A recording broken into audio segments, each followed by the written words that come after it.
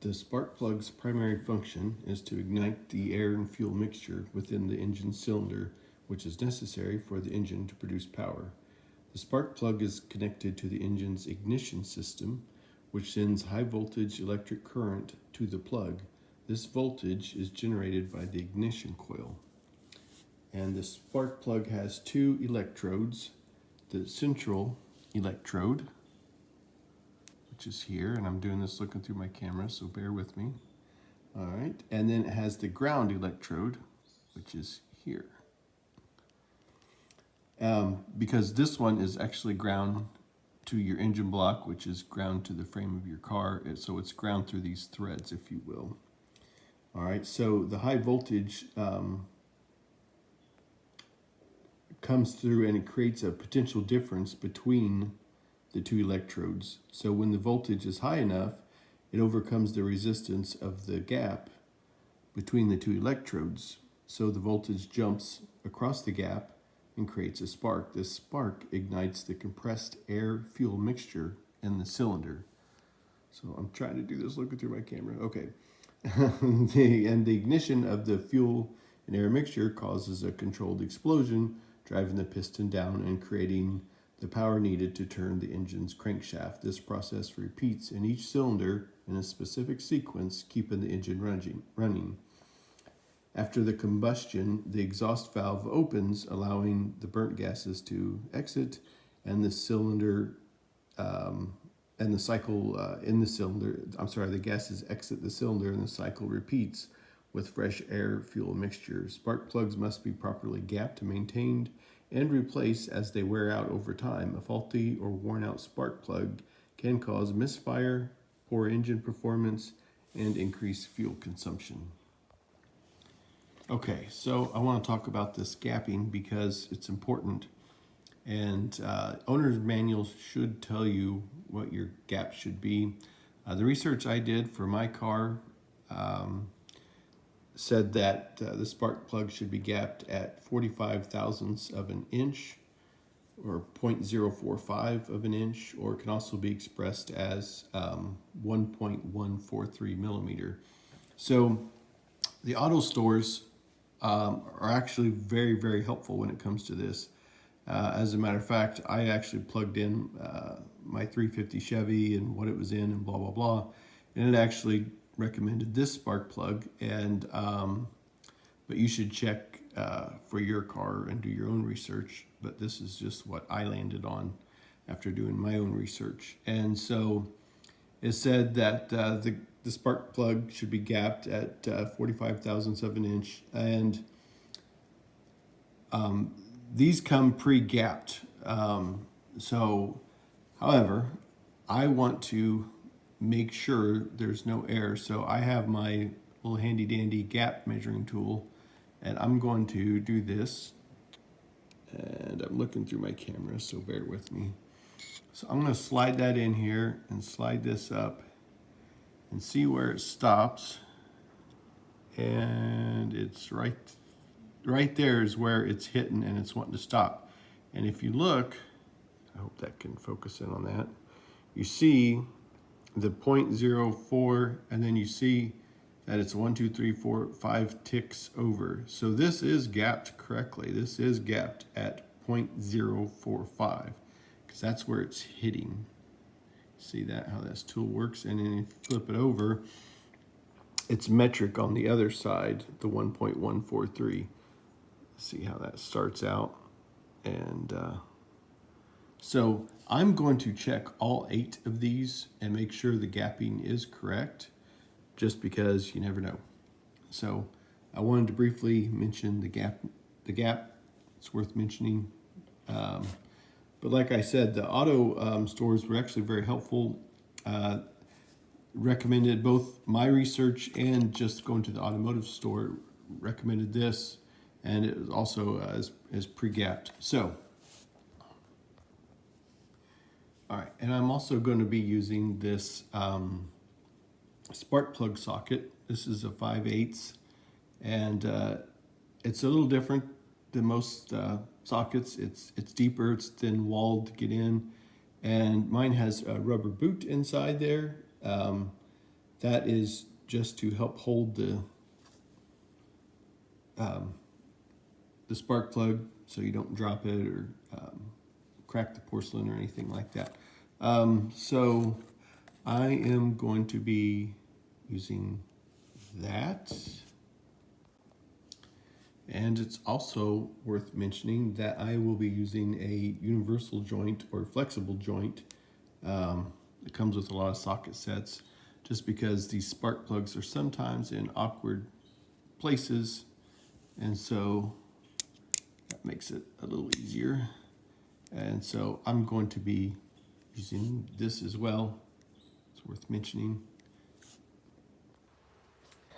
And also, before I get started, I actually disconnected my battery just because I can't tell you how many times I've started a simple project and ended up digging into things more and more, and then realized that, oh gosh, I'm going too far. And so I disconnected the battery, and this is not a how-to. This is just me doing my own project and hitting record along the way. All right, so I am going to start. I'm going to do these one cylinder at a time. I don't want to mix up any wires.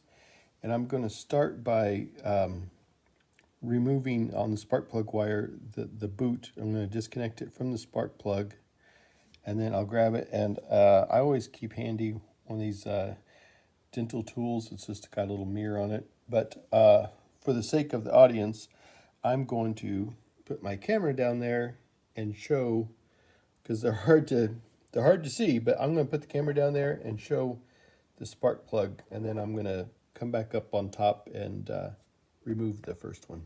So get this light down here. Let's see.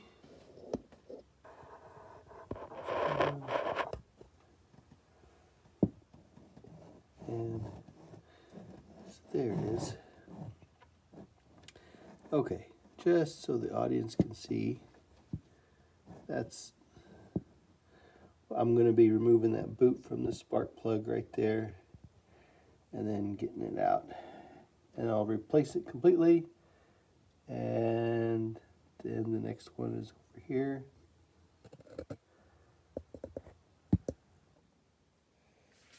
Okay, so now I'm just going to get down in here and when I take that boot off there, off the spark plug, you can feel it snap. It snaps on, snaps off. And I'm being very careful here to get this lined up on the spark plug.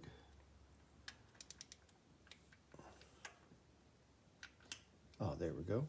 Okay. So now,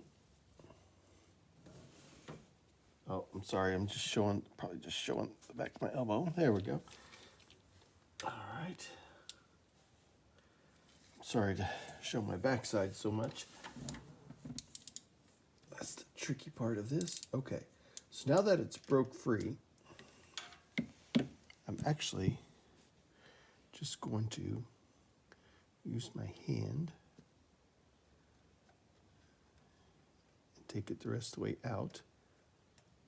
Took about a quarter turn to break it free.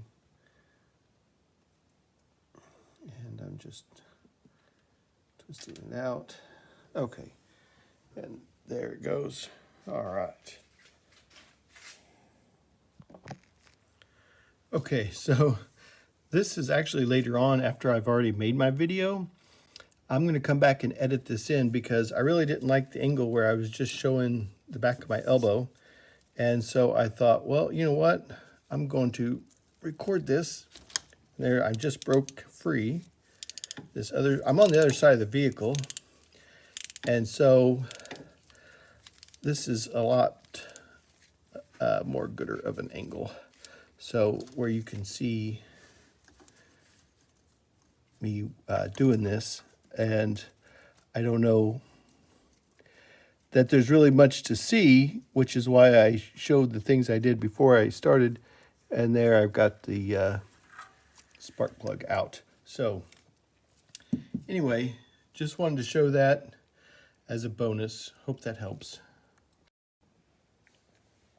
Okay, so I'm getting ready to install the new spark plug, and I'm just going to thread it in with my hand until it starts to I start to feel resistance. I don't want to use any tools. I don't want to damage, and I want to be very careful that I don't cross thread. And the research I did showed that if you're using a torque wrench, it should be about 20 foot-pounds. Some said 25, but I'm not going to use my torque wrench for it. I'm just putting it in here, and then I'm going to, oh, there it is, sheesh, give it a quarter turn. Okay, so I've got it in there. I want to make sure, this is kind of the tricky part because you don't want any cross threads. Make sure you're not cross threading. Okay, I've got it in there. It's going nice and smooth. It's not cross threading. Okay, so now I've got it in there nice and snug. Perfect. All right, so now I got my wrench set to tighten, and I want to be very careful not to damage. Okay. I need to switch my arms. I'm trying to do this so I don't just show the back of my elbow here. Here we go.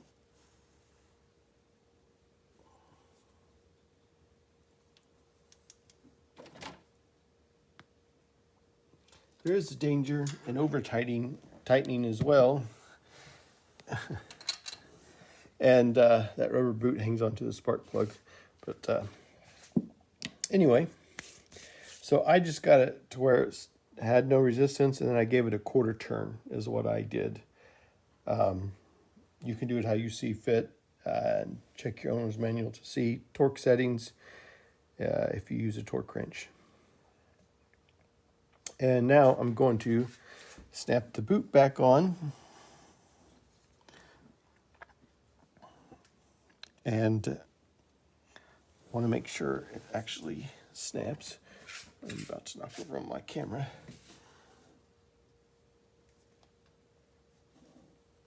Okay, my camera probably couldn't pick up that sound, but it did snap into place, and I feel that the boot is now snapped onto the new spark plug. So there it is. But I'm not going to make you watch me do that 7 more times. There's really no point. But you get the idea that I'm going through. So that's one. There's no way that I'm going to mix up the wires because I'm just doing them one at a time. Just FYI, I got my little helpers with me today. This is one of them. I got 3 helpers.